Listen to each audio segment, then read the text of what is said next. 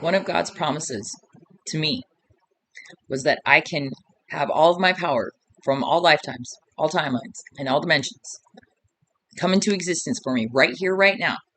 I just had to remove all the energetic blockages that were in the way. But then I can call forth that power and stand in that power. And I get it, my spiritual rank, all that good stuff. And so, and that's an awesome promise to have for the new Aquarian age, is to be what our divine original blueprint was. And that's what all of my power into existence is my divine original blueprint, our divine original blueprints. We all have this capability, but this is all a promises from God, but we have to do the work. We have to do the work. And it's worth the work. You know what I mean? Like, that's why the material world is nothing more than our creation. You know what I mean? The things we were, like I said, we were conditioned and manipulated into attaching ourselves to outside circumstances, so that we don't come into fruition of our own power, and to be able to manifest those actual circumstances instead, the outside world. And by attaching to it, then it dims our power down. And that's the energetic blockages that we're putting in the way. And so doing the work is removing those energetic blockages, so that the flow, the universal flows, can come through us. And it's a very exciting thing to know that I can have all of my power, and I call all of my power into existence for me right here, right now, from all lifetimes, all timelines, and all dimensions. And I've done a lot of work. I've done a lot of inner work to remove these energetic blockages, and I've had help.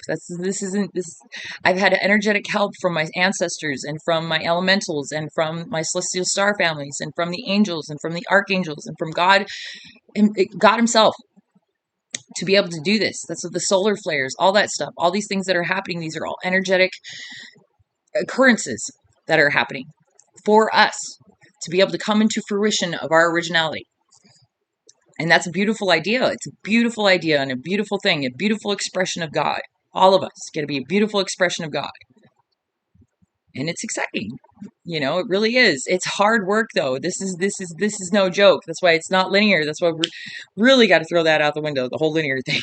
Black and white. No. It does not work that way. It just doesn't. It's irrational. It's impractical. And the reality of how we live and how we are. And so, you know, there's so many ways that we can come into being of ourselves and awaken to who we really are. And it's beautiful. It's a beautiful thing. It's a beautiful thing. And to have those energies that are assisting us. And it's sad that we were taught to believe, or conditioned into believing, that they weren't there. But they are there. Like, we are one with the universe. We literally are consciousness in action. That's what I mean. That's what, look to the animals and all on Mother Gaia. They don't have an ego. They don't attach themselves in any way energetically to the outside world. They just are in the moment all the time. They live that's why they're pure expressions of God as well. It's because of our consciousness, because of the many layers of our consciousness, that we have the ability to be able to be conditioned into such a intricate and complex type of situation. But we can come back to that. We just need to find inspiration in the world around us, you know, because it's there. That's what I try. I really do try and find God in everything. Take the best, leave the rest. That's what it is. Take the best, leave the rest in every situation, because your guides and your outside energies are trying to help you awaken. And so when you watch TV, when you walk down the street, when you go grocery shopping and you see things, instead of judging them, try and see them in a perspective that helps you always.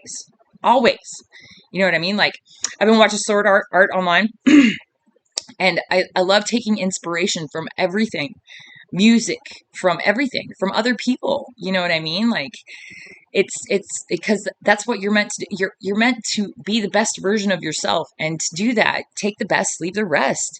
You know, even with religion, you know what I mean? It was doctored, and it was made to be something that it wasn't. But just even when you read the word, even if it was man-made, the Bible was man-made, you know, or you know, put into effect to be able to control us and not to not not actually to help us see how God actually is. But that's why when you read it, you take the best, leave the rest. You know what I mean? What is it? What is the good that it teaches you in the word? You know what I mean? And in everything though, like, you know what I mean? What can you find that's good in it? And take that and leave the rest. Don't judge it. Don't worry about anything else, because none of that other stuff matters. You coming into fruition with who you are in a divine way is what matters. And that's by taking the best, leaving the rest. You know, if it doesn't apply, don't let it apply. You know, you want it to help you. You don't want it to hinder you. God doesn't want it to hinder you. God doesn't want anything to hinder us at all. You know, he really doesn't. And it isn't, like I said, it isn't black and white. That's the cool thing about it, though, is that it isn't black and white, and that we can be so many different things, and so many different ways of being divine. And that's what makes God proud. That's what makes God happy. That's what makes our higher energetic teams happy. Our celestial star families, our element, you know, is to see us come into our own divinity and be a pure creation of God. That's they celebrate us. And there's dark energies. There's dark energies and there's light energies. And the dark energies are trying to still, but they can't win, because light energies in the hierarchy of things have a higher vibration and have dominion over lower vibrations. Even if they come together, lots of them, and they do a lot of energetic manipulation, it doesn't matter, because there are more higher energies that can come together and neutralize or even overcome, overrule those lower energies. You just got to believe. We have that belief, that frequency, that I believe. And so, and I bring those energies down of God. I want us to be more. I want us to be more than what we've been. I want us not to suffer anymore. And I don't want us to hurt anymore, because we weren't meant to. We were actually supposed to be in this beautiful harmonic, dance with creation, and in a happy state. When we're negative in any way, it keeps us from being that and doing that and feeling that. And that takes from us, and it's not what we want. And that's why it's really easy for me to be able to see that kind of stuff. If it doesn't help, fuck, it doesn't apply. And I won't, like, judging things doesn't help. It doesn't. Labeling things here and there, as this or that, it makes a construct. It makes a construct of only this. It makes it very limited. When we judge and put a label on something, it makes it fit into a category that we are just not. We are infinite and we are limitless. And so to put those those confines on ourselves it doesn't help us. So I throw that shit out the window. That shit don't work. Ain't gonna help. I ain't believing in it. Ain't gonna do it. It doesn't apply. Doesn't apply. And I hope by doing that to be the example that others can see and to implement this as well for themselves. And it isn't for recognition. It's because I want to help lessen the hurt and the pain that we've been through for so long. That it's not needed. It was never necessary for us to be this way, to be that way. We just have to come back to what we originally were meant to be. And we can, like, for us to be able to go this far into our shadow side means that we can also go this far into our light side, and we have the power of both to come together and be both. That's what's really cool, is that it's just like with alchemy, like Full Metal Alchemist. I love that show. And it's construction, deconstruction, reconstruction. And that's what we're doing with the Aquarian age. There was construction, there was deconstruction in the Piscean age, and now we're reconstructing back into the Aquarian age. And that's the rising from the ashes. That's from taking your pain, taking your experience, taking what made you who you are, and using it in a good way for yourself. That's what the reconstruction phase of the new Aquarian age is about. Is that we have that shadow side, and we can learn from it, and we can utilize it, and it's part of us. It's part of our power, and that's actually really fucking cool. But it doesn't, like, it's so easy to say, but it's the truth of the matter, of the actual pain and the experiences that we've gone through, needs to be acknowledged and realized to get through them, and to not live in them anymore, to not let them rule us. We get to rule with it. We let it become our power, our crucible. That's what I say. I let it become my crucible. It's my inspiration. It's my motivation to use that, my experience, my pain to be more, to do more, to not be where I've been that I don't want to be.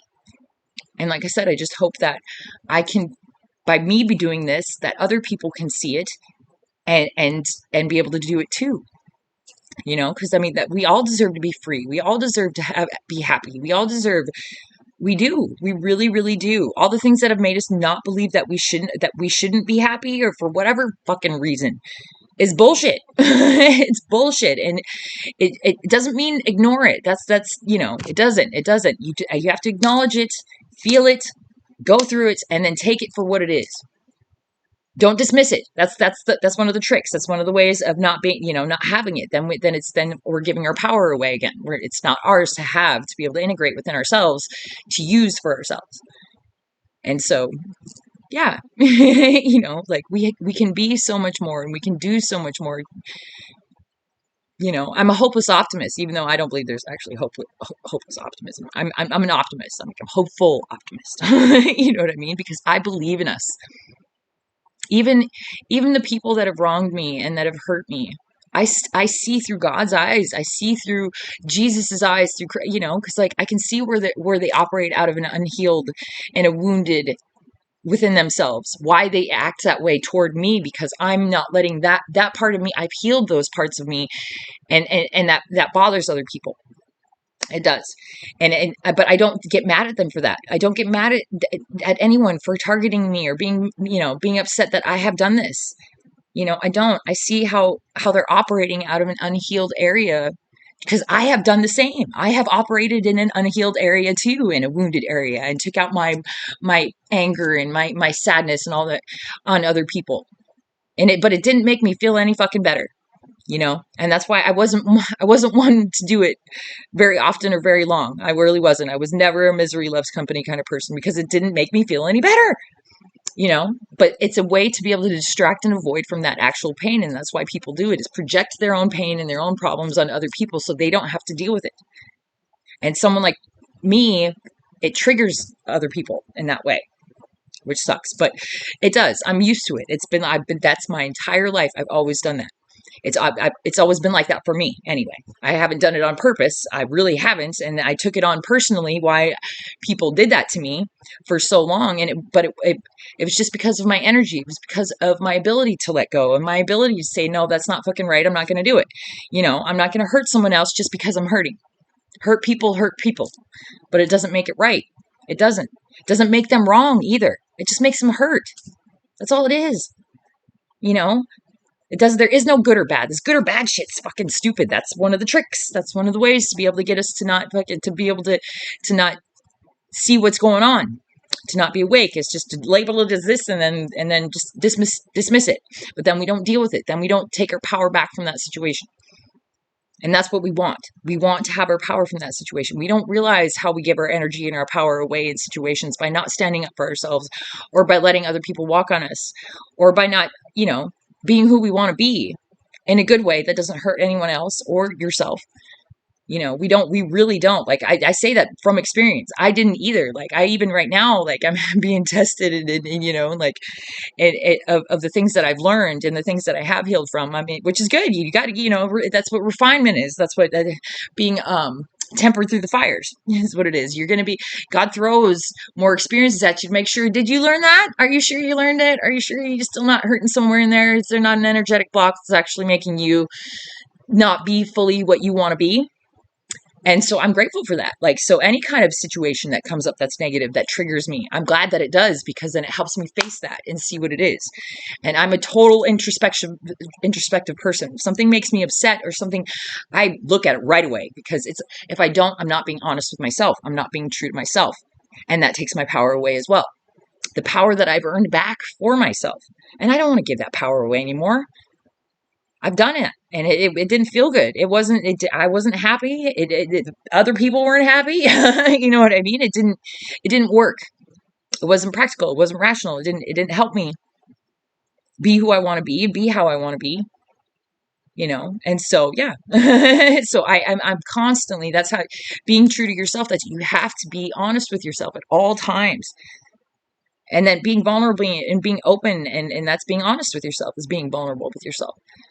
Seeing things that hurt you, and the more that you don't want to see them, the more that you got to face them.